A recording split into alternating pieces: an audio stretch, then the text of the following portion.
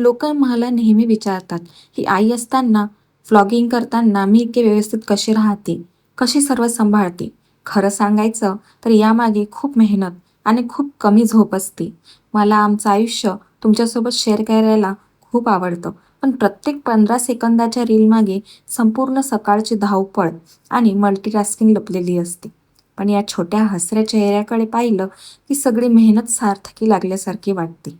माझं पिल्लू हीच माझी सर्वात मोठी प्रेरणा आहे.